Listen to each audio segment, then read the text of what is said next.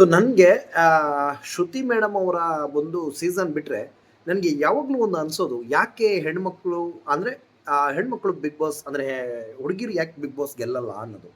So almost ಎಲ್ಲ ಸೀಸನ್ಗಳಲ್ಲೂ almost ಅಂತಲೇ ಹೇಳ್ಬೋದು.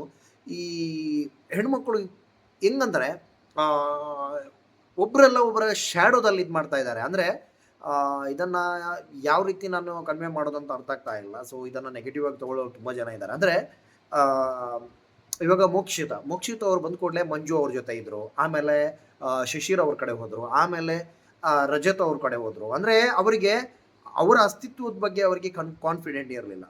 ಸೊ ಇಲ್ಲಿ ಭವ್ಯ ಅವರು 100% ಎಲ್ರಿಗೂ ಗೊತ್ತಿದೆ. ಉಳಿದಂತೆ ಗೌತಮಿ ಅವರು ನೋಡಿದ್ದೀರಾ. ಸೊ ಐಶ್ವರ್ಯ ಅವರು ನೀವು ನೋಡಿದ್ದೀರಾ. ಎಲ್ಲರೂ ಅಂದರೆ ಆಲ್ಮೋಸ್ಟ್ ಎಲ್ಲ ಗೆಲ್ಲೋ ಕ್ಯಾಂಡಿಡೇಟ್ಗಳು ಹಿಂಗೆ ಆಡಿ ಸೋತರು ಅಂತ ನನ್ನ ಒಂದು ಭಾವನೆ ಅಂತ.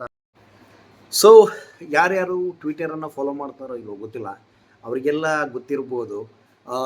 ವಿನ್ನರು ತ್ರಿವಿಕ್ರಮು, ವಿನ್ನರು ಮಂಜು, ವಿನ್ನರು ರಜತು ಅಂತ ಹೇಳಿಬಿಟ್ಟು ಎಲ್ಲ ಟ್ವೀಟ್ ಮಾಡಿಬಿಟ್ಟು ಟ್ವೀಟನ್ನು ಡಿಲೀಟ್ ಮಾಡಿಬಿಟ್ಟು ಅಟ್ ಲಾಸ್ಟು ಕಮ್ಮಿ ಅಂದರು ಒಂದು 9:30 ಹತ್ರ ತ್ರಿವಿಕ್ರಮ್ ವಿನ್ ಆದರು, ತ್ರಿವಿಕ್ರಮ್ ಟ್ರೋಫಿ ಗೆದ್ದರು, ತ್ರಿವಿಕ್ರಮ್ ಹಾಗೆ ಹಿಂಗೆ ಅಂತ ಹೇಳ್ಬಿಟ್ಟು ಒಂದು ಇದು ಮಾಡಿಬಿಟ್ರು, ಟ್ರೋಲ್ ಅಂದರೆ ಟ್ವೀಟ್ ಮಾಡಿಬಿಟ್ರು.